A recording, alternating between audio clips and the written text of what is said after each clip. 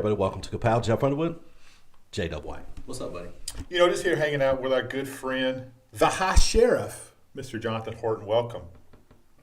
Hello, good to be here, Jerry and Jill. He was waiting for the next joke. Right? I was waiting for the punch. That's right. You know, he says that when you're around, right? Yeah, You do know that, right? Yeah. Okay. I got that same jacket, by the way, same coat. Oh, yeah? I've only had it like 3 days, maybe 4 And my days. wife picked mine out a couple days Ever ago, since too. we've lost Joseph Banks, it's hard to find clothes. Oh, my God. Martin's is hit or miss. It's always a You great never place, know. but yeah. Sorry, every time it says Martin, Sorry. I think that one guest. He's still practicing law. He's still practicing law. Yeah. It's so funny. And suits are hard because, you know, this new generation, I should say, respectfully, yeah, they're pencil pants and tight, and I can't breathe in them. Every time somebody say pencil pants, I think of one person. Yeah. Don't say it. Matter of fact, never mind. Don't say it. Don't say it. Just the sheriff getting us in trouble already. You know, He that's what is. you expect from Etowah County Sheriff.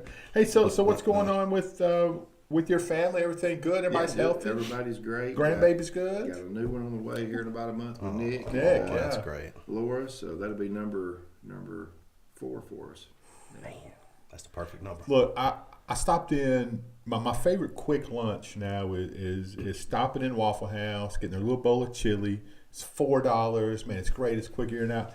Nick and his daughter were in there. Yeah, Mark. Yeah, and it was a daughter-daddy day, Good. man, and it was so much fun. And Yeah. she let me hold her. She was talking and playing. Yeah. She didn't meet a stranger. That it was awesome to see, man. He stopped by the church not long ago, a couple months ago. And I was pulling out, he was pulling in, had her in the vehicle, and so rolled down the window, and he's talking, she's talking. Yeah. And she's got the kind of face like my granddaughter that you want to just give her stuff. And I had a brand new this ball that I bought for Marley. You go to Dollar General, you pick something up every time for your grandkids. And I was like, dang it. So I never got another one. So I gave that one to her. I'm sure Nick's driving around with it. He probably He's playing with it. He didn't He let her give keep it that it. baby. Yeah, He's keeping it. Yeah, man. He's been in this church since he was itty bitty. Yeah, man. Since A he was long time, very man. young We kid. love that guy. Yeah. So He's a youth pastor? He is a youth pastor there. It's where we go to church at Summit. That's Yeah. awesome, man. That's awesome, And man. great dad. I couldn't ask for a better son-in-law. He's really been a good one. You've been blessed, buddy. And a good cook. Yeah, oh, my Hey, God. when he decides to make a cake Yeah. or break out the camping stuff, Yeah. that brother can throw down. Oh, he's camping? Yeah, he's camping. Actually, he was hiking and doing camps and stuff. I didn't know that. He was talking, but I wasn't listening. Oh, that's great. So, what's going on with everything in Etowah County? So you guys are always busy, man. Always something going on. Yeah. It is, yeah. It's busy place, busy job. What was I reading? The new aviation Yeah. department. Talk about that a little bit if you can. Yeah, so our aviation unit, of course, it's been around for quite a while. We got the one helicopter. Yeah. We got that, through LESO, which is a law enforcement support office out of the department, or DLA, from the military to be reutilized. Mm-hmm. And so we didn't have any cost in it. We do have to maintain it, keep it up. Sure. The recent thing you've seen is we had got community development grant that allowed us to buy some much needed night vision. That's what. That's right. And so, but we've got a large spotlight that's on the helicopter that works very well, but the night vision really makes a huge difference. When you look for missing people and things of Yes, that nature, to be able to illuminate the ground and to see better. And we're in the process of trying to get, we hope soon, a couple of new helicopters. We'll get one to replace the one we have, and then another one for parts. And it also will come through the Department of Defense, and it has a $2,500 acquisition fee, but we're talking about a $1 million helicopter. Yeah. So we've been fortunate there to be able to obtain that, and we make it available for other counties when they call. Of course, St. Clair, just south of us, they've got, I think, two helicopters. Okay. And we use some of their same pilots, so we've got a good mutual aid relationship there. And you have multiple pilots, right? You have like 2 or 3. We've got about 4 right now, Heck yeah. and about 6 FTOs, which are. Do they come through? Like, say, your sheriff's deputies, do you give them an opportunity to go get trained to do that? They do. Really? We've got probably, between the reserves and active deputies, about 6 FTOs, which are the ones that can get to the airport before the pilot, do the pre-checks, get the helicopter ready, to minimize the time that they can be in the air and supporting whatever missions they I have. hear a helicopter, I go straight Airwolf. Yeah, that's right. Yeah, right. You want to see something get blown up? Yeah, I want to see for sure. Yeah, That's incredible, man, and that's something to be proud of. You guys are just adding to stuff that helps the citizens for sure. That's true. Yeah. If I'm lost, come find me. Yeah, that's right. Sure, we'll come get you. Yeah, after y'all play golf, Kelly have Kelly coffee. says, just let him go. Just let Jerry go. Kenny Thompson says hello. That dude's funny, man. What else we got? You what so long ago you guys did a bunch of promotions. I'm just going back to old articles. There were some promotions done, which is always good when you can promote from within and people get higher ranks and that kind of stuff. Man, that's good for morale, right? It is. We've had a lot of promotions within the jail staff. I know a lot of the line deputies, 3 or 4 has been promoted to sergeant, and Barry Smith, probably about a year ago, become the new chief of the jail. Him and Heath Yates, that's the assistant chief. They've done a lot of good. We've got a lot of good going on in the jail. Probably about a year and a half ago, just talking openly about the jail. You might notice there's 2 fences now. There's one on both sides of the sheriff's office. A lot of people don't realize that even though we're the smallest county geographically of 67, we're 13 in population, but we're within the top 5 county jails as far as the size of it. It's crazy, isn't it? And we're one of the only ones, if not the only one, that I know of that had no exterior perimeter. And it's geographically because we sat there, concrete, pavement, city block at 9th and Broad. And you had a sidewalk up one side, judicial building on the other side. But when I got elected, it was obvious that at 2 o'clock in the morning, if someone wanted to pull up on 9th Street and squill a wheel or blow a horn or give a signal, somebody was happy to drop a rope made of garbage bags, things I learned when I became sheriff in the jail, to retrieve that package and bring it up beside the building. So amazingly, when we got with the city of Gadsden, they allowed us to put that fence there because it covered a portion of the sidewalk. And then, of course, there was another fence put between the sheriff's office and the judicial building. For instance, we went from an average of 10 overdoses a month to maybe 1 every 6 weeks. Wow. So it's a huge difference it made because those things, they have nothing the inmates do but time on their hand, and they find a way to conquer and overcome. And it's a you hate to say it, but a cat and mouse game all the time. And another thing we're grateful for is we're in the process, just approved it today from the architect, because you couldn't put a fence across the front. So they're going to put a new awning that will come down and have a way to combat, because once we put the fence on the 2 sides, then naturally the front of the building became an issue. So, and of course the back is fenced. So hopefully here within about 3 months, the perimeter will be completely secure. I thought the fences went up because one of our sponsors, Twin City Used Cars, moved in. You're trying to keep. That's right. Well, he's trying to keep Bob Leber out. No, that's right. And one of them was right after I think someone was released from jail, and they walked right across the road to his place and got a ride. There you go. I mean, he advertised. Hey, if anybody can get you in a car, Bobby Ledbetter, Twin City's gonna get you in a car. That's it. And speaking on that note, right in front of him, we were fortunate that the county commission purchased for us, after they sold our logistics building, what I call the old Pollock Ford. Yeah, sure. 4 or 5 buildings, nearly 5 acres of land. And we, as you might notice, just this week, they completely, painted the biggest building nearest the sheriff's office, putting a new roof on it that should be through here soon. And, we've always had to store SWAT vehicles, our marine boats, a multitude of equipment, generators, response vehicles, and those all are housed there, which is very convenient, just right across the road from us. And so we're excited about that. Now that we've got new paint, a new roof, we're now got some work to do on the inside. We're doing some things like moving our patrol room over there to give some more space on the inside, because our detention center's really got some programs that we're excited about that are coming about. One of them is with a partnership, and it's really amazing, the Alabama Department of Mental Health. And we'll sort of be a model through CED Mental Health, which CED stands for Cherokee, Etowah, and DeKalb. State funded. They have just hired and providing us, at their expense, State Department of Mental Health through CED, an inside case manager, an outside case manager, and a therapist to address mental health. These will be permanent employees at the jail. That's great. And we're in the process of getting a new record management system that we were able to use opiate abatement funds. You've heard of the opiate lawsuit. that will give us the software that when an individual comes into the detention center, they can sort of be flagged or tagged, because we have such a lack of mental health facilities in Alabama. I think it was 2015 when it really became there wasn't any, other than a few beds at Gadsden Regional, if you will, on the 7th floor. Some may call that a vacation. And a lot of times, just to be frank, we go out on calls and deputies, officers are used to asking the question, hey, do you want to go to the hospital or do you want to go to jail? When really the issue is mental health and there's nowhere to take them. So that becomes the two options. So this program, once they come in, they can be intercepted and tagged. You can have a therapist do an assessment medically. I know someone like this from Calhoun County, lived on the streets for years. She was schizophrenic, bipolar, didn't have insurance, hadn't been properly diagnosed. But once she was and got treatment, she became a normal person. That's great. So our goal here is to take this therapist after identifying them, let a case manager assess them, get them to where they need to be. And then the biggest portion of it that's great is the funding of after they're released, then this outside case manager will continue to keep contact, sort of like a day report. And see to it if the doses need to be titrated up or down, and see this person's success to ultimately reduce recidivism of that person having to be returned by getting them where they need to be, putting them on the medicine, and get them to the point they need to be.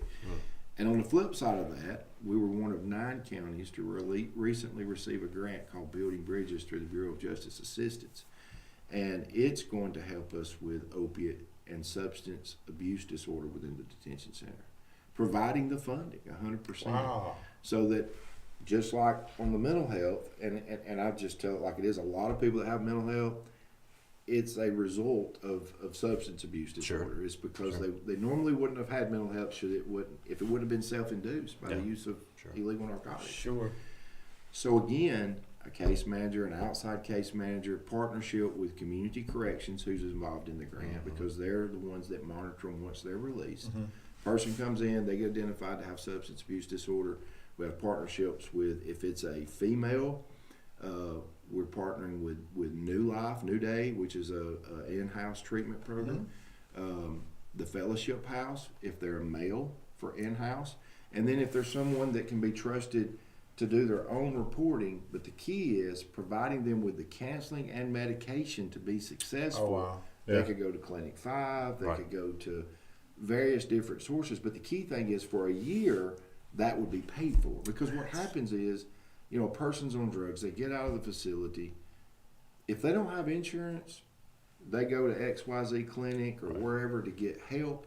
You're talking about $400 or $500 a month for the counseling, for the medications. This will provide it for them, so that maybe that person can get sober and normalized long enough to realize where they are and be able to be successful. So the whole goal is to take, and yes, we have to lock people up when they do that, but a lot of these people, probably 30% is mental health, 70-80% of our jail population is substance abuse disorder. They're in there for stealing because they were trying to get that substance, as much as murdering because it was over that substance.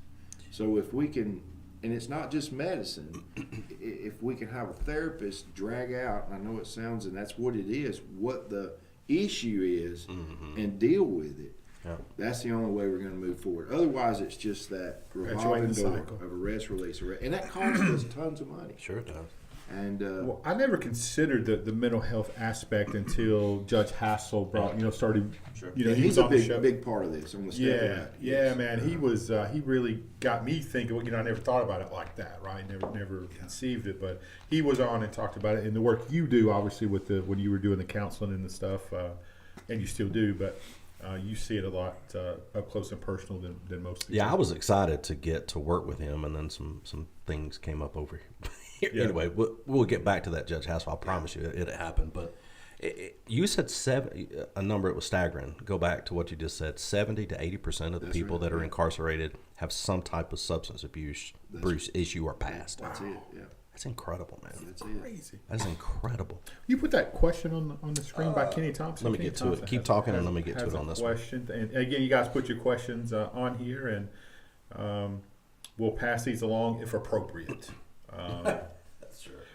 With the people watching Jamie this Grant show. sometimes gets on there. Oh, yeah, Jamie Grant's going to put a question? Jamie. We He ain't gets answering. on there. Let me know. I'll plead the fifth or something. Well, he's on right now. So He's let's, on. He's on. Okay. Let's see. Jeff Prince says you're doing a great job.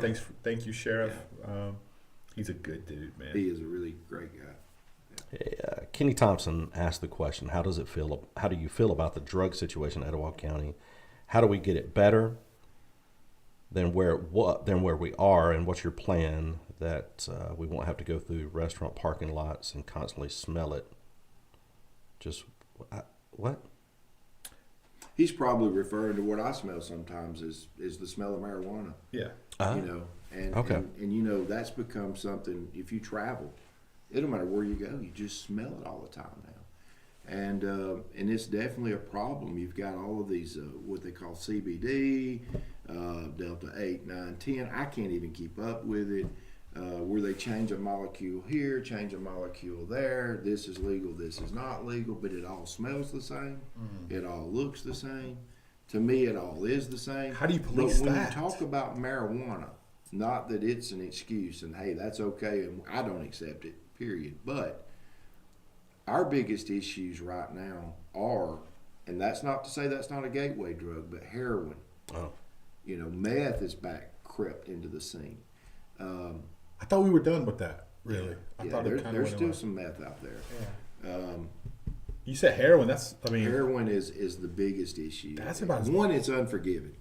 You know, I can speak as a funeral director for 30 years. You know, picking people up and seeing them overdose, and heroin's one of those things that we pick them up at I don't want to miss your name. We pick them up in a local parking lot, sure, because they just purchased it, injected it, and didn't live to leave the parking spot because it's that quick. And then fentanyl, which has become a big player in that, and not only that.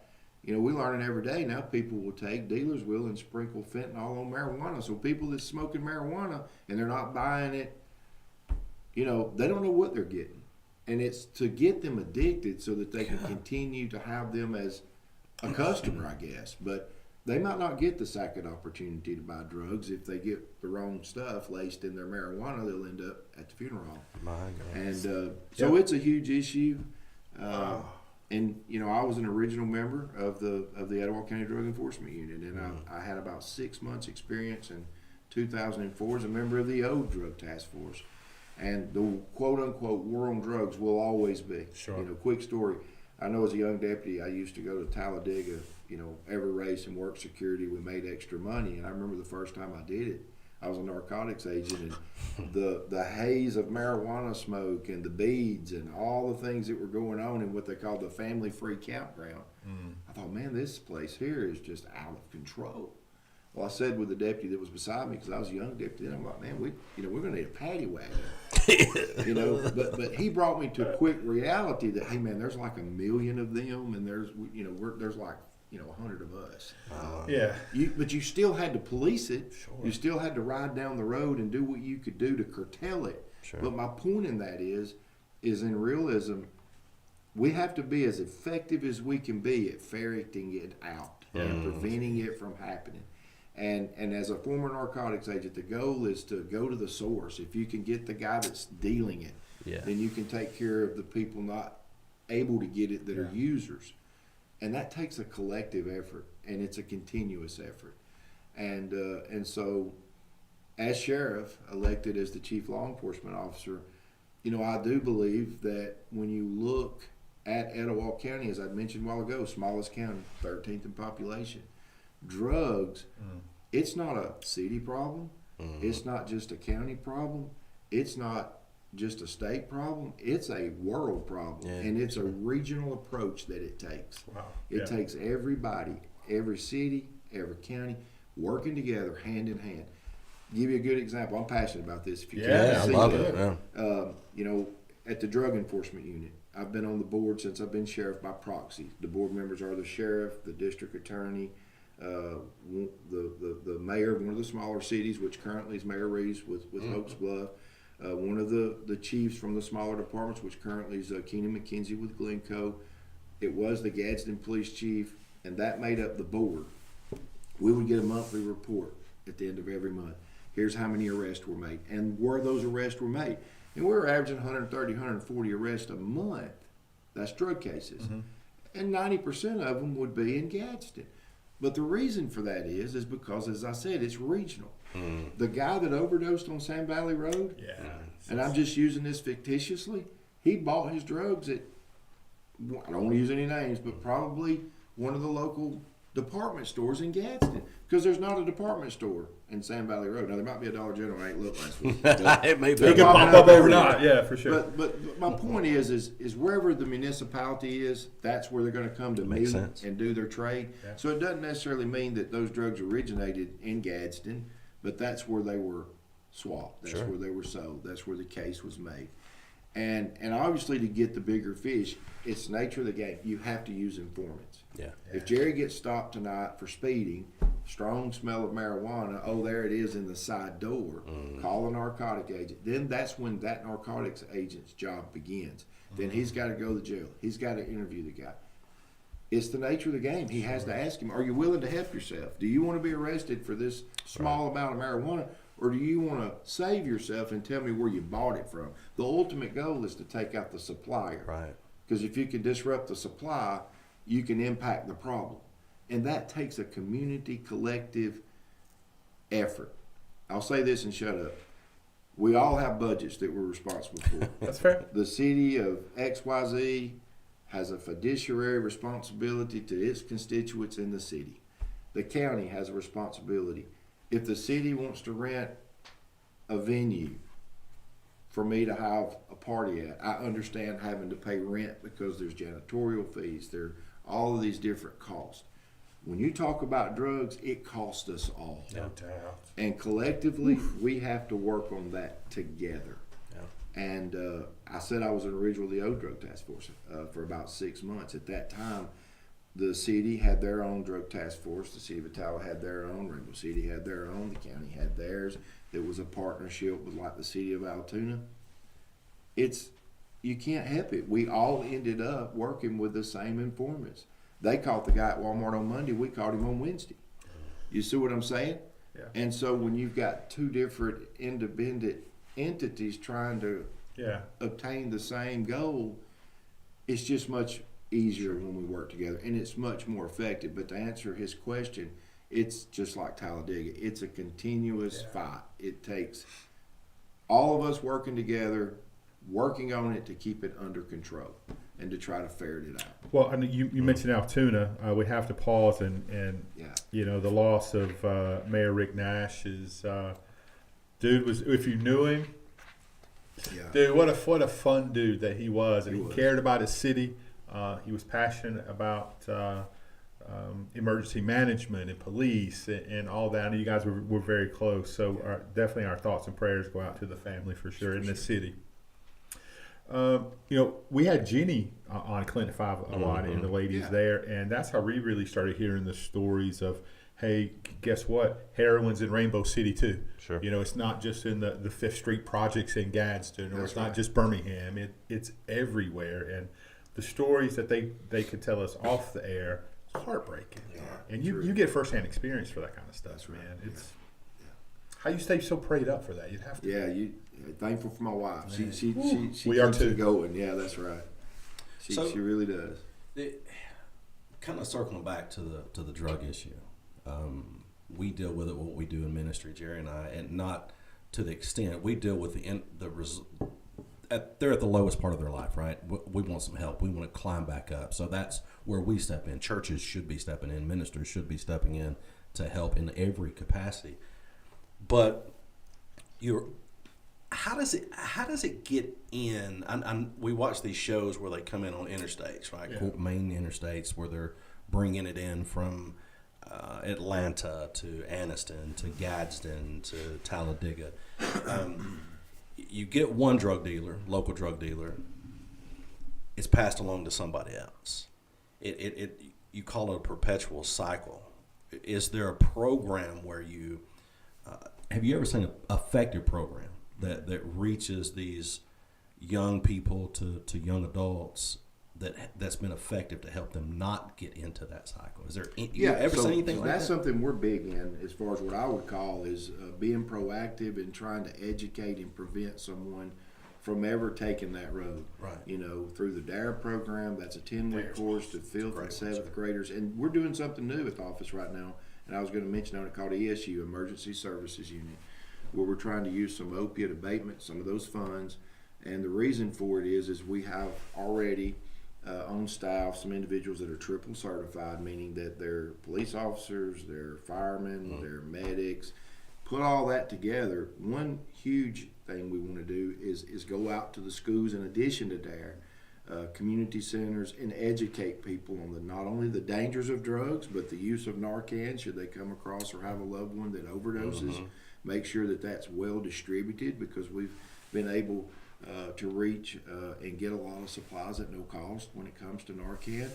But in addition to that, to respond to these calls, because you don't think about it, but in the county, we live in a time now where both the husband and the wife works. And where I'm going with this is we've got volunteer firemen, but a lot of times at 2 p.m. when somebody overdoses in the middle of nowhere, both of those are at work. They might be on the volunteer fire department, but they're not in that community at that moment. And there's many times that deputies get on scene and wait 10 to 15 minutes because it's just the nature of it, way out in the sticks, if you will, on an ambulance or somebody from the fire department.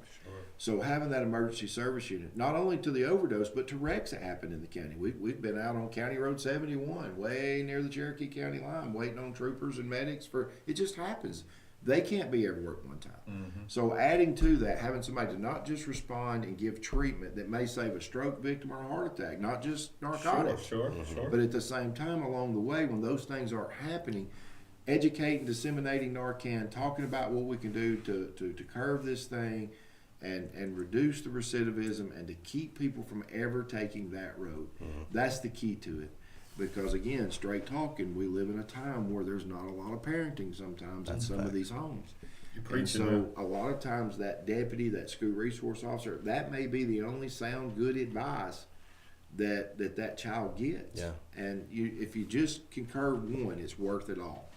But we're definitely working on those things to enhance already what we do in DARE with the Emergency Services Unit, and to educate the community to the dangers and try to give them some resources for those that are struggling. The preventative side is huge. Right. That's you really got to pour into that, and you guys are doing that. Obviously, we know what you do, but right. A lot of people that watch may not know, but the preventative side is huge. I can say from experience, the kids that are involved in DARE programs, those kids, for the most part, not all, because some slip through, but those kids are involved in DARE programs, especially with the kids that get to go to DARE camp. That's right. Right? Yeah. Those kids come out and they're pretty productive in society, and chances are they may try it, but they're not going to get into that stuff because they've seen what can happen. Remember when we were kids, we used to go to these judgment houses, right? Yeah. Now most churches are a little pansy-fied, so they don't want to scare anybody, but they would have car wrecks, and that Rick Hill helped us a lot years ago with some stuff like that. It was scary. And my generation, our generation, and a little older, we were kind of scared straight, right? I mean, I think there was an old school show that was on television, Scared Straight. We used to have that in the jail before COVID, and we revisited it where we used to, let people break. If they're having a problem with their child, bring them up there, walking through the jail. They call that Scared Straight program as well. We used to go through.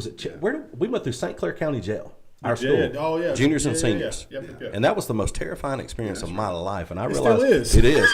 I realized that moment, I am not coming here. Not going to come here. But so you got programs, and I know Jerry's got something he wants to ask you. But there's a program that helps after the fact, Celebrate Recovery. That's right. Have you seen that be a help to you at the sheriff department? All of these different Celebrate Celebrate Recoveries. Yeah, and it's a community effort. It does. I've been, I know, to Wills Creek a number of times, and been a guest speaker at the Celebrate Recovery, and I always enjoy doing that. There's usually always 100 to 120 people there, and I get it. Hey, we've talked about it. Me and Jason Ellen, may know Jason.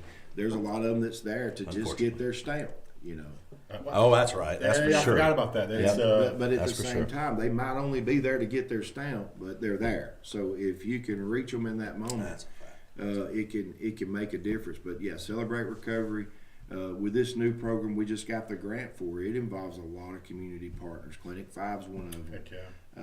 Fellowship House, New Day, and peer support people, which is very key. People, and we've been fortunate. We have the Impact program in the jail. It's a 10-week program. Gadsden State's a big help in it. They come through during that time, offer GEDs, offer what they call ACE and MOUTS, which tries to lead them in a direction to get a trade, maybe auto body, this and that, and just teach them life skills. And we're really excited about the mental health component we've got availability to now in the jail, and the building bridges, which is the opportunity to impact substance use disorder. Because if you think about it, people that have these issues, what's the one place they end up if they're fortunate? If they're fortunate, jail. Correct. Otherwise, it's the funeral home. Yeah. Or an institution. So why not take advantage of having that person? They're already in our custody. Right. Identifying their problem, Sure. and it's up to them to make the difference. But some of them truly haven't been even offered the opportunity. Yeah. They ain't got no insurance. They go and they just tell them like it is. They steal something to get something that costs more than what they need, and giving them those resources. But the biggest key to it you touched on is once they leave the jail, keeping them from coming back. Mm-hmm. And that's when we want to be a part of it. But it takes the churches with Celebrate Recovery, Clinic 5, the Fellowship House, New Life, these people offering their resources. And now we have found through this grant the opportunity to fund that. And that's huge, really, That's because amazing. we're talking about a year. We're hoping that just a month of it's in the jail. Yeah. You go through the Impact program or 10 weeks, and then you meet somebody from New Life or Fellowship House or Clinic 5 or one of these treatment centers. And to be able to say not only can you get the help you need by going here when you're released, but that it's going to be paid for. Yeah. That's the key thing. Do they offer like fellowship? We know what Clinic 5 does, right? We've seen that. But does Fellowship House or some of these other organizations offer counseling, ongoing counseling? That's right. To help Ongoing. them. Yeah. See, that's And so the partnership with Community Corrections, Community Corrections is sort of kind of like probation. It is, Yeah. essentially. Yeah. And I'm on that board, the Community Corrections board, and Miss Terry Vosberry. We had her on. Mm-hmm. She's done great. a phenomenal job. She really has. She keeps me on my toes. I mean, it's continuous partnership and trying to go after things. But, when you look at it from 10,000 foot, with us all on the same page, including the judicial system. Yeah. Hey, the judge sentences them to the program. We take care of them at the sheriff's office for 10 weeks, but then she's the one when Community Corrections kicks in and keeps the dime on them for the next 11 months. Good. Gives them a full year That's awesome. if they do what they need to do. Yeah. Because it's when they get released that they need the most help. Yeah. To be able That's to. fair. Yeah, that's right. So it's I'm really excited about it. And you brought up DARE program. Being from Etowah, Captain Bone. And he's back there. doing a It's great job. incredible, man. Yeah. And my kids still talk about DARE camp. And Yeah. my son Bailey won a fishing tournament at DARE Yeah. camp, and they did some zip lining. Oh, It's very impactful. It I don't is, think people realize how impactful it is, and I know. people like Captain Bone should be saluted for The that. people make it, and he's definitely a man. He was when nobody else in the county was doing DARE, Tyler was, and he was over. And I actually reached out to him when I became the chief of Rainbow City and said, "Hey, Cap Bone, can you help Rainbow City become back a partner of DARE?" And he did. Heck yeah. And then when I became sheriff, it was able to go full circle and bring it back to the county. And he's a phenomenal individual. Does a great job. He really does. He really does. You want to talk a little bit about SROs? We Yeah. love SROs, right? Yeah. We think it's hugely important, and you're a big It is. advocate of it, so I'm going to give you Yeah. the opportunity to talk about it a little bit. Yeah, so we've got 15 now that are full-time deputies that's what they do. We've got 22 county schools, and we're very fortunate for the city of Rainbow City, the city of Southside, because they have county schools in their city limits. So between the municipal officers that cover the county schools in their city limits and the 15 deputies that cover the county schools in the more rural districts, every campus has a school resource. And Great. I'm very thankful for that, know, because when for I sure. got elected, we had 9. We had 9 school resource deputies. Now we have 15, so we've added 6. Finding the funding to do that, thankful to the county commission, the board of education. They pay a third of that. a third of it's paid out of the sheriff's office discretionary funds. They took a huge hit when we lost pistol permits. Sure. Yeah. But another thing a lot of people hadn't noticed, that like little funny amendment that everybody's like, what is this? That was on the last election. That passed, and that gave the sheriff's office $35 per civil paper. It doesn't cost the citizen, the general citizen. It's pretty much a pay for use for attorneys, large credit card companies. They want to garnish one of our wages or serve some type. It doesn't include anything that the common citizen would pay, but it's $35. And in addition to that, it's cost saving, because it also in that new law allows us at the sheriff's office to use the postal service or FedEx, which saves gas, which saves man hours. But that money helped replace some of what we lost with pistol permits. And the reason why that's so important to me is because we have to pay a third of that. Board of Education pays a third of that. Commission pays a third of that, and a third of that's about a third of $1 million. So that's about $250 to $300. Now set something off to the side. That took care of really about those 15 minus what the municipalities do, and then talking again about what a legacy Rick Nash leaves. Rick Nash come to me because you've got West End Elementary School, West End High School. It takes about 20 minutes to drive in between them. Well, there was one deputy covering both of those.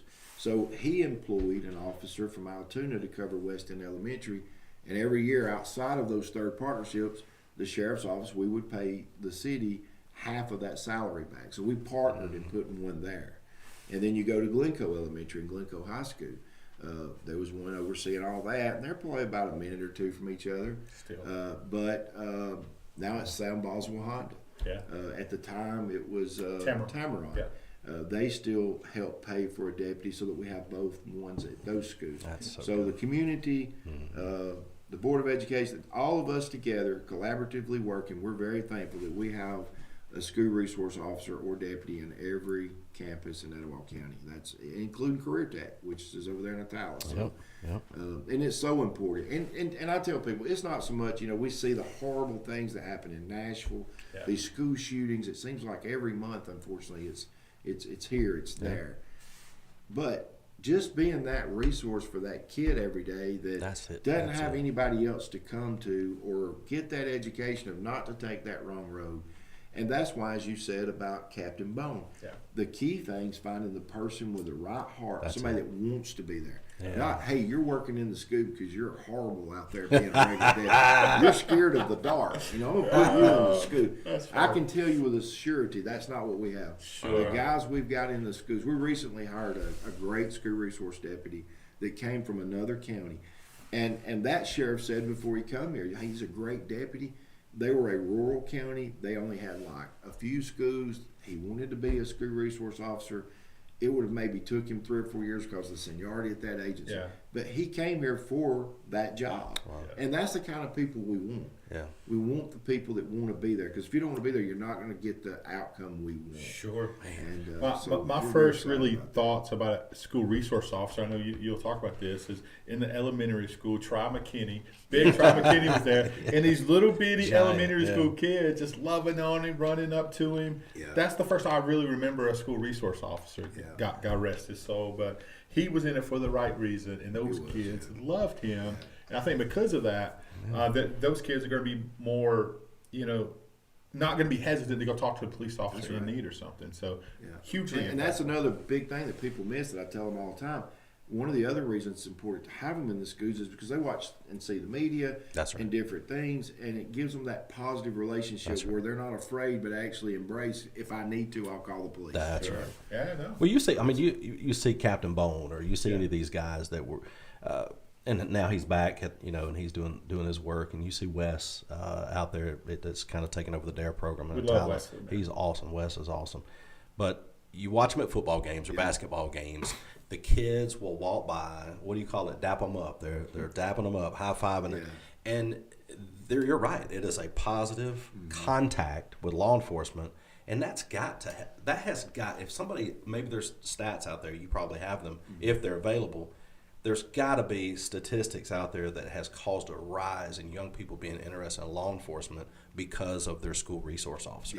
It's got to be. It's got to be because I don't say how could. Right. I mean.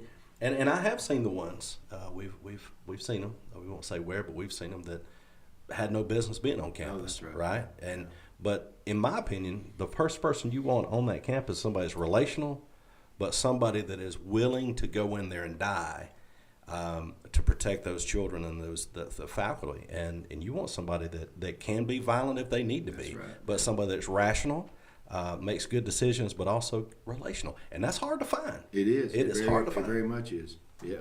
I mean, I ain't found it yet. It's like finding a good pastor. Or a youth pastor. That's hard to find. By the way, do you ever think that this guy will be doing youth ministry? Is that what you're doing now, Jerry? I just do what my pastor I asks me can see to. it. Yeah. You can see it? Yeah, I could see it being good with the youth. My kids will. Yeah. Because they don't know any better? Well, it's because Uncle Jerry's their youth pastor, so they think they can get by with anything, right? Yeah, that's right. Well, they come home and we said at Wednesday night dinner, and they go, "Well, damn, Uncle Jerry said I could." Jerry's not sitting right here paying his bills. Hey, let's do this. Let's talk about something we love, and we talk about more than maybe we should. But we really appreciate the Etowah County Sheriff's app. Yeah, man, it's so cool. So much information. If you don't have this app, go download it. It's free. We say it all the time. Go get the app.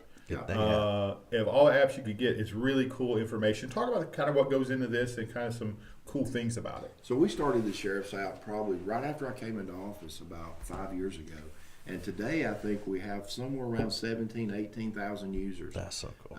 And we want to continue to grow it because it's a vital app at times. It can save a life. On the other hand, it can give you as little information, but very important, that say some logs fell off a truck at 411 at the crossroads at 77.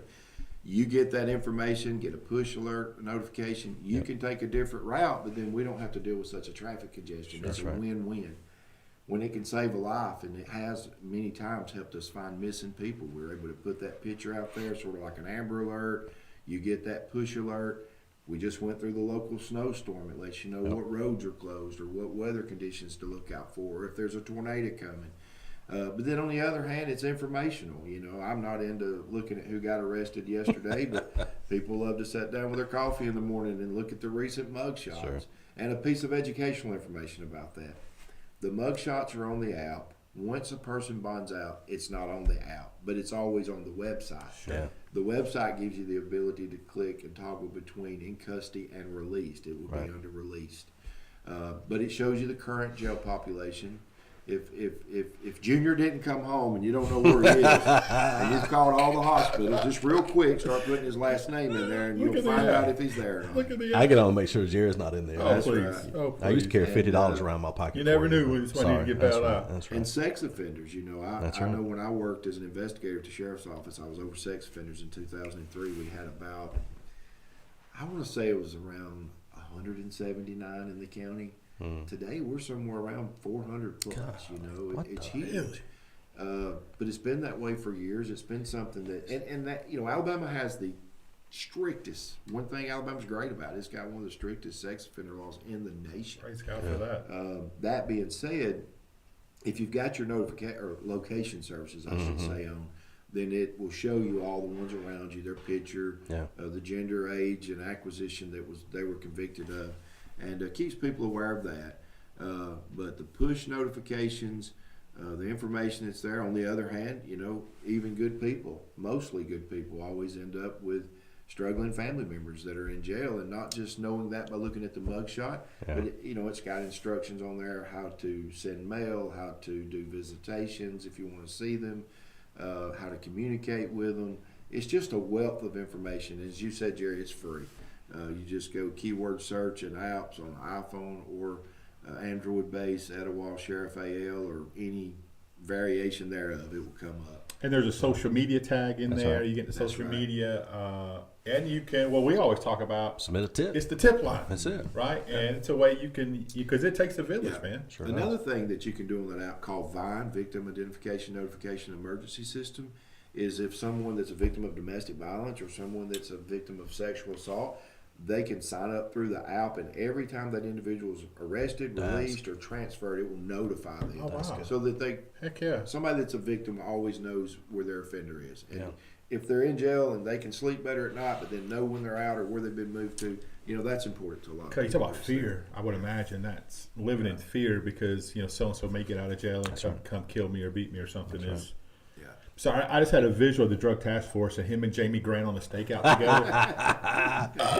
Sorry, so that's a whole different show. They may not make it. That's a different show. You mentioned domestic violence. Yeah. How is the department working to combat domestic violence and then support the victims in the community that are maybe victims of it? And the app is one of them. Yeah, that's right. It is, yes. And that's another one of those things that we try to be proactive in through education and partnerships.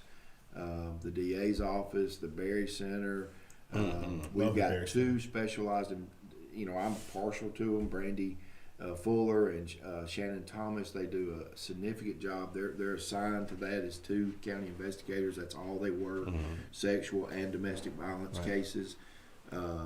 We walk all of our victims through, if they need, which is important, PFAs or protection from abuse orders. A lot of people get confused about that. If someone is threatened or they're been in an intimate relationship, boyfriend, girlfriend, needs a protection from abuse order, they're free of charge if they meet that criteria. However, the key is having a copy of the report. If you lived in Etowah and that's where it happened at, then you'd go through Etowah Police Department and make a report of what took place. okay. If you happen in Gadsden, that's where you do it. If it happened in Rebel City. But the important piece is once you get the report, not before, but once you get the report, then you come to the sheriff's office, go down to investigations. They walk you over to the clerk's office and see to it that that order is delivered and executed. And then a deputy serves it.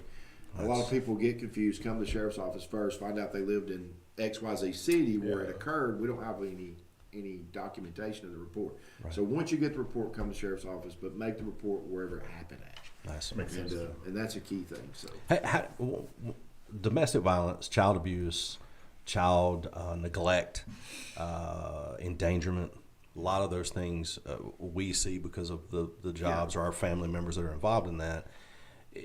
The training that you guys give your deputies is extensive. You've been bragged on throughout, we deal with people throughout the state. We know Jonathon, or if you want to get really trained, this is the XYZ department or organization you need to go to, and yours is always mentioned there. Your deputies kind of, when they go on these scenes to domestic violence or child neglect or child endangerment, they've kind of got to have some counseling background, right? To figure out how to decipher these things. That and a toolbox of resources. Like we try to make sure every deputy's got a teddy bear or 2 in the trunk so that they can give to the child and comfort them. We have a particular chaplain that they'll reach out to and get her to come out to the scene that's trained in talking with children to try to help them through the process. And sometimes that's been as unfortunate of even being with children there on a homicide scene or on something much worse than just domestic violence. But having those resources and having the deputies trained that even if they're not a counselor, they've got the phone number to one that is a deputy that will show up and be there within a few minutes to take over the scene and give them the comfort that they need. That's so important. But it is, and it's important to keep those things afresh and to keep trained on that. We have in-service training. We try to always circle around and make sure that we're always keeping a refresher. One of the things that we've been very fortunate that the commission helped us with a few years ago, buying Lexapro, which is it was a little expensive, but it's a policy and procedure manual. It's in this day and age, it's right here on the deputy's phone. He can click. It tells him the instructions to take care of whatever he's in front of. But cooler than that is every week they get an email with a 3-minute video of a different policy. They have to watch it, answer a few questions, send it back, and it keeps a log of that. The most important thing is it's keeping us trained all the time and keeping us within doing things consistently the same way. And we just fortunately last month was able, with the help of the commission, to buy that same program for the detention center. Okay. And so we're in the middle of implementing that now. When I say cost, I mean you're talking about for the jail it was $32,000, and then every year you pay like $8,000 for a subscription. For the road, it's based on the number of certified deputies. It was about $65,000. We pay about a $16,000 a year subscription. These things aren't cheap, but they're an investment, and I think they're well worth it because we want our people to always be trained, be on the cutting edge, not forget, and to have documentation that they regularly practice, refresh, and keep up with what's happening, what's going on. I love, Jerry and I talk a lot. We're kind of addicted to police shows, and we love watching The Pursuit or just the they get the probable cause to pull somebody over, and a lot of times it's really just to see if they're okay because they're kind of acting a little weird or whatever, and it ends up usually being pretty good. But we're addicted to one particular show. We won't mention it, but great show. It is really good. It's really well done. Y'all need to bring them in, let them take y'all. But that's a segue to Austin's question. You want to ask? Yeah. So Austin McGraw asked, "Hey, I know you talk about this all the time. Did the show 60 Days In? Did it help the jail at all?" It did tremendously. Yeah. There's a lot of good, there's a lot of bad, there is with everything. Yeah. But the whole purpose of that, which, by the way, candidly speaking, I had no idea. I'd never seen 60 Days In, didn't know what it was. When the guy or whoever first reached out and got in touch with me, I thought it was a scam or something. I really did. About to scam the sheriff. Once I realized it wasn't, I went through at that time I was in Rainbow City, went through the city attorney, county attorney, discussed it, and it was a free audit. Really? And it was really a very chancy thing to do, if you will. And me being a new sheriff, elected in June, taking office in January 2019, nobody could know about it except for myself, the chief of the jail, and one other person. God. And that lasted for 13 months of filming, always with a camera on. Nobody around me knowing that camera was there. Me having to even remember sometimes when I went to the bathroom and talked to myself. Hey, don't talk to yourself. I can't believe that freaking Pete said that. What's with that guy? That's exactly right. But what did we learn? We learned a lot. Sure. And, because the three main goals was tell us how contraband's getting in. Unfortunately, if it's so, tell us if we have corrupt staff, if there's detention deputies that's smuggling things in, weapons, contraband. And we had some really good people, a few of them, that got placed in that facility that we learned a ton from, and we made a lot of changes with. The fences we've got that I was telling you about, that information was pretty obvious how that was happening. When I got elected, I'm just candidly speaking here, there wasn't even a window in the place. So it was really, really easy. There wasn't a door that worked. I mean, there really wasn't. Some of this didn't have to be dramatized. It was real stuff. And, of course, they was in the middle of a $16, $17 million renovation. Those things took place. Windows got fixed. And at first they said unbreakable glass. Well, it might have been, but it wasn't unmeltable because they found a way to melt it. And then we put steel on it. They found a way to melt it and cut through the steel. Then we had to figure out how to get hardened steel. And, it just was a process. But learning how those things were coming in, we learned a lot of how they'd get things through. I wouldn't actually think of. I don't think of these things. But, your loved ones go into court. Well, I think I'll go over there and, put some drugs in the trash can under the liner, and whenever the inmate gets to court, hey, I got to use the bathroom. Well, he goes to the bathroom and looks under the liner. And so we were able to take some of that information. We found that they were going to local municipal courts, which, we house for other cities. So, they'd come by, get their inmates, carry them to XYZ city. I got to go to the bathroom. They already had somebody go by XYZ city, drop it. So in doing that, our cities ended up putting door codes on the municipal bathrooms. They didn't allow inmates to use them without first searching them. All of these ways, some of these secrets they had. You say, why are you telling them? Because we now have, ferreted that out. We have to look for other things. Legal mail, they'll take legal mail because you're naturally detention deputy. We're taught, hey, you can't listen to them when they're lawyer. You can't keep them from their legal mail. Well, they go to the lawyer's office during the week. One of the family members will. When the secretary turns their head, they'll steal 20 letterheads from the attorney or envelopes and go soak it in something and bring it to court. Hey, can you have his letter from his lawyer? That's insane. And here it is, doused in some kind of chemical, and here we go. I never would have thought about that. So learning about all these different things, I wouldn't have known without, and there's many more, but the education and information and the changes we were able to make within the detention center based on what we learned from that, in my mind, has saved lives and was huge. It really was. Have you been approached again by other? Not by them, but by we other. have several times, not for that, but for different shows they have. Yeah. Yes, we have. Okay, I figured so. Yeah. Stay tuned.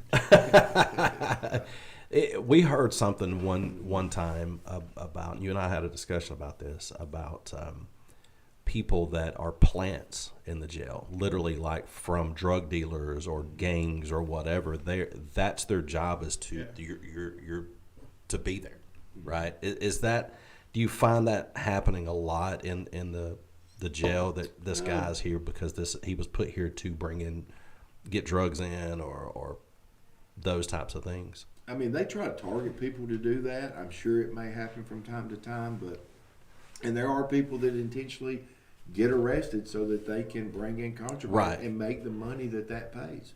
Because the cost of drugs inside the detention center obviously are a lot more expensive than they would be outside the detention center.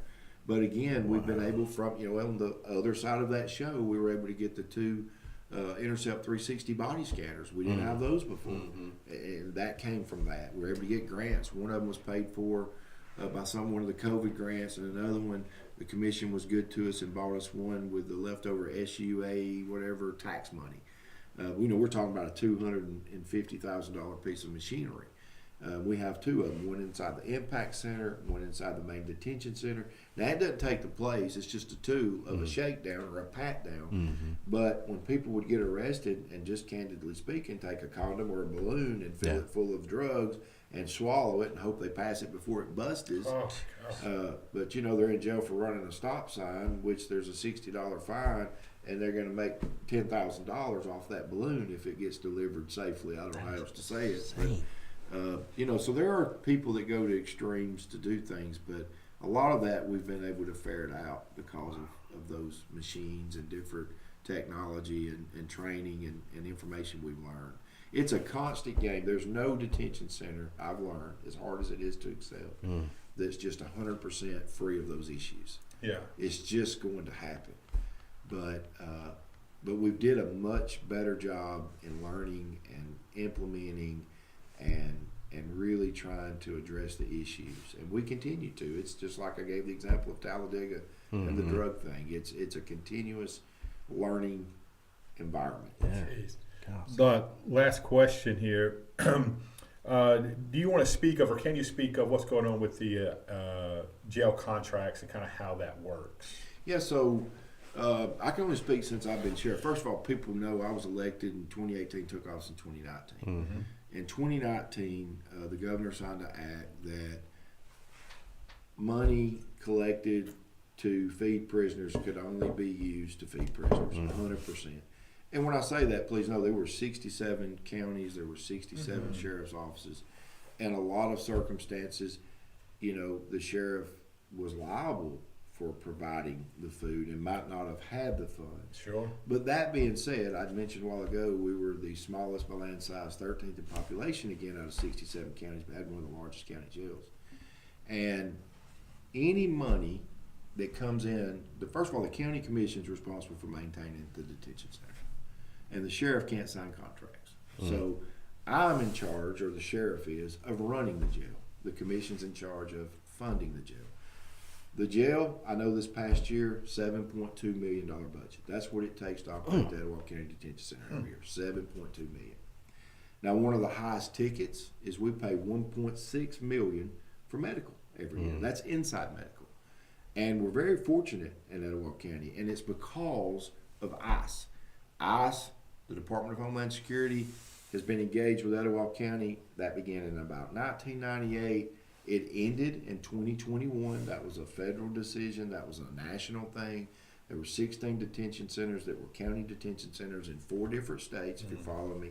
Ran from New Orleans under the Louisiana Field Operation Division for ICE that were shut down overnight. We were one of them.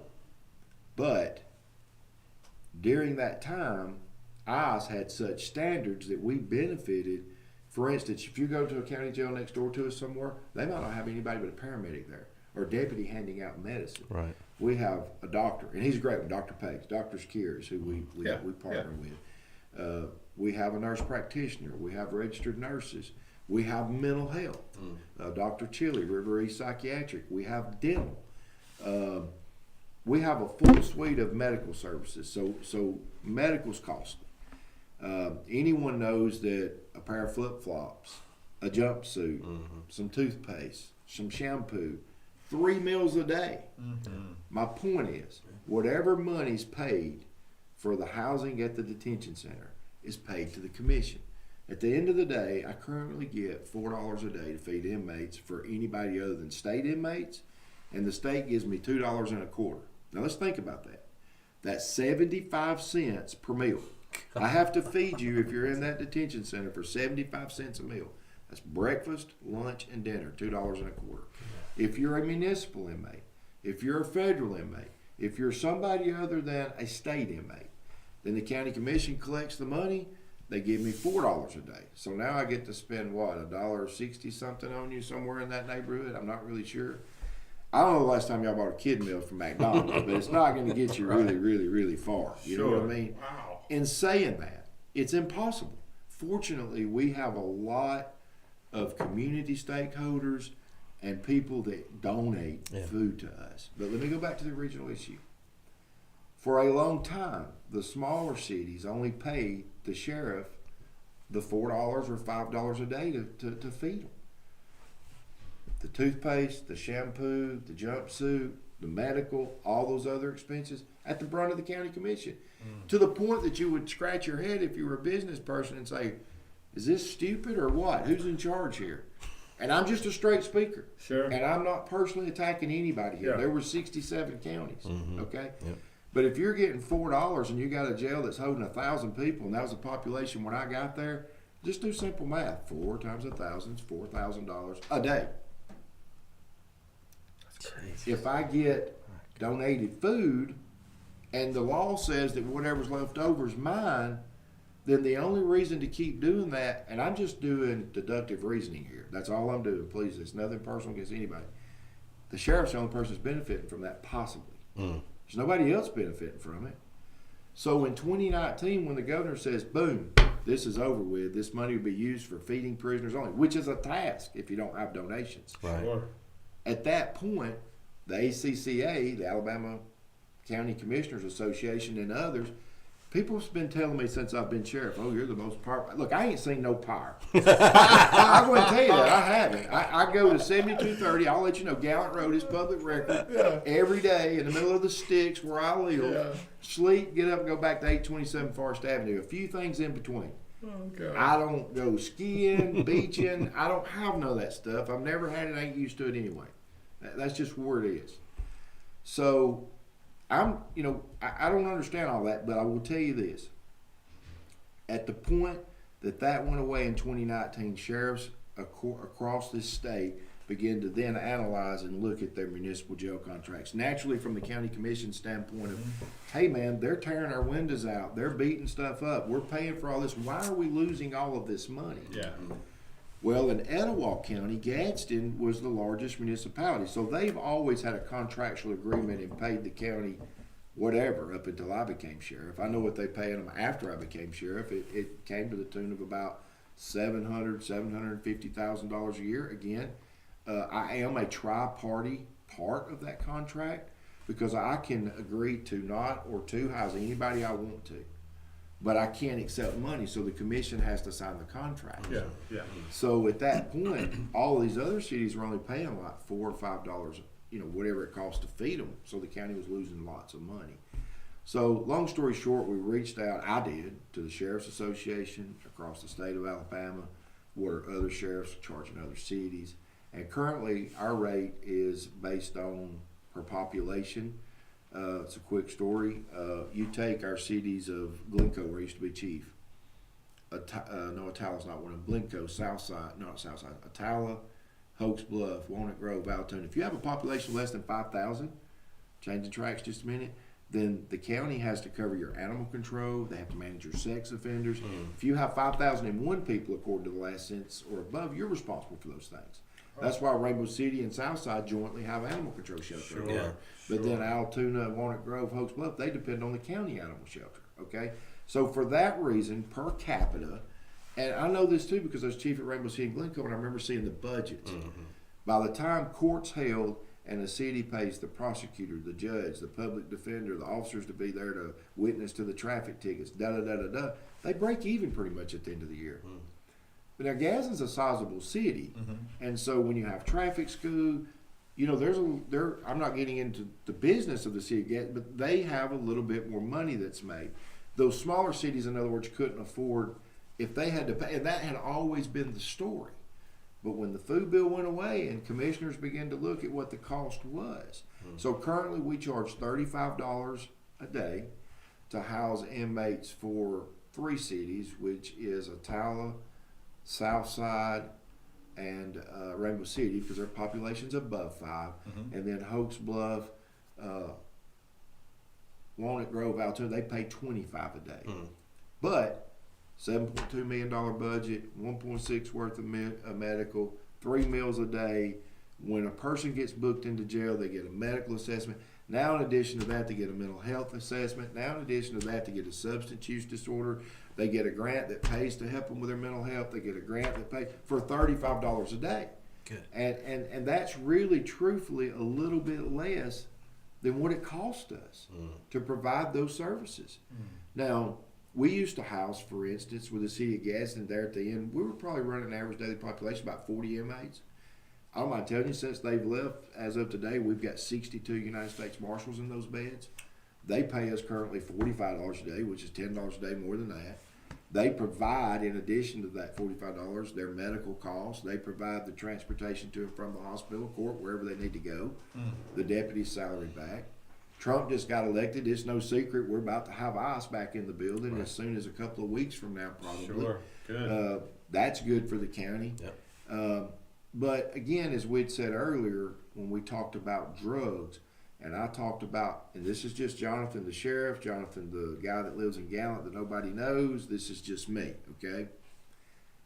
Looking at from 10,000 feet, drugs is one thing, jail's another thing that we need to do together in a partnership, because the people that are in Etowah County right now that have mental health problems, you know what? They make a difference in all of our lives. Yeah, just because they got arrested in this city don't mean they don't live over here on this county road. Right. Just because they got arrested on this county road don't mean they don't shop in this city. We're true. all in this thing together. Yeah, great. And we've all I'm saying is, and please misunderstand, I don't be disrespectful in any way, I'm just a straight shooter. Everybody has to try their own thing. Everybody has to figure things out on their own. I've had to, and I still am. I think we're always evolving, always learning. But one thing I know is a fact, and that's that united, working together, being on the same page, looking past your personal differences for the betterment of everyone is key and most important. I might have fiducial responsibilities that I have to rent you a building if you want to have an event, but we need to hold hands to figure out what little Johnny's drug problem is, because he's doing it in the county, the city, and the county next door. It's a regional, it's a state, it's a national issue, and it's something that collectively we're stronger, and as the saying goes, divided we're not. We've got to work together, to me, on 2 things. The detention center, the jail. We have one of the largest jails in the state. We have 865 beds. This morning, we had 538 in the main detention center and 51 in the impact program. Last week, I attended 2 impact graduations. There was 11 males graduated from the impact center. I can't remember, but a portion of them got their GED. A portion of them got different certificates. Over in Judge Ogletree's courtroom last week, we had the female impact graduation. Heck yeah. There were 10 females. At the end, Community Correction has them stand up and write a letter, which is a new thing they started doing about their purpose in life, their apologies for the mistakes they made, their goals they've laid out to be a better person. And hey, every one of them might not be successful the first go around, but if it's the second or the third and we're making the difference in anybody's life, we're gaining ground. We're getting ahead. And I'll tell you something, I don't care if I get credit for that or not. It means nothing to me. I mean zero. It means the world to me that person gets help. Amen. That means the world to me. Right. I'm a believer, as the Bible says, you pray secretly in your closet and you're rewarded openly. That's a fact. It's not about putting my name on something. It's about making a difference. And I'm willing, and I may be going further than I need to go, but I'm just telling you, I'm willing to reach across the aisle, as they say in Washington, and be friends with anybody for the betterment of everybody. Praise God. And one thing I can tell you, our current population, as another sheriff says, Derek Cunningham down in Montgomery all the time, is made up of 50% of our youth. But our future, it's 100% will be our youth. That's a fact. 100%. And so we have to get together on the ground level when it comes to these certain things to make a difference. And that's That's just that. That's how I feel about Heck it. yeah. That's where it's at. But back to your original question, it costs money. And at a point, when you think about it, a lot of people don't know it. When you talk about cities, you're talking about misdemeanors. Municipal court only has jurisdiction over misdemeanors. So we're talking about petty crimes. They're crimes. Yeah. Now, there's some domestic violence thirds. There's shoplifting. That's a big one. Theft of property fourth. There's unlawful possession of marijuana second. They have a bond of anywhere from $500 to $1,000. To a bondsman, that's $50 to $100 and $35 per charge to the clerk for a bonding fee. So they get booked. 2 or 3 hours later, they get released. Okay, but some of them end up there for a minute, and some of them have to be given sentences that's 30 or 60 days. So there's an opportunity there to get some of them in these programs and reduce that recidivism and keep them from coming back. So we've got a lot of great things going on in the detention center, and it's very important to me, don't misunderstand that all of our municipalities, I want them all to be welcome because it makes a difference. It can make a difference in all of our lives. Heck yeah, that's awesome. That's it. Yeah. That's communication is the key ingredient, though. There's got to be some willingness to sit down and have hard conversations. That's and, true. You've never shied away from it, as far as I know. No, I haven't. Ever. No. Oh man! Matter of fact, that remind me to talk to you later. I need you to have a hard conversation with him. Okay, would you do that for me? Not his first time. There's a ton of people jumping on, and we do want to say thank you guys that support us all the time, and all of our sponsors. We love you and appreciate everything that you do. And as one person told us the other day, your little show. Well, this little show is on its way to 3 million views, and so we're very thankful for the over 2 million people that have watched and support us and go out and support the local businesses that you do, which enables us to keep doing what we do, just to bring local information. You got to Johnny Grant watching. Hello, sir. You better straighten up. Man. He could. I think he's probably got a weapon. He's been a great That's asset awesome. to me. He always has been. No He's always question. been a mentor, and I couldn't tell you what all he's meant to me at the sheriff's office. He's a huge asset and resource. He sure is. I heard his hardest job was dealing with Jamie Grant. No, I don't doubt that. That's anybody's hardest Say job. it. I can tell It's you one of that. my hardest jobs. I'm gonna kidding. That's awesome. Thank you so much for being with us. Yes. Yeah, Thank absolutely. Appreciate you, man. No, I've enjoyed it. Thank you, Sure bud. have. Stay close, stay clean. Hey, go get the app. Etowah County free. Sheriff's Department. It's free. Yep. My wife, that's the first thing she clears every morning. She gets up, looks at, there's the notification. She clicks it, opens it. Of course, she got to make sure it's people. And that was a great. I mean, you were able to It was great. speak to the people. Yeah. Yeah. That's right. Which was pretty cool. And hey, bad weather's coming next week. So That's right. It's still be Yeah, that's careful. supposed to happen like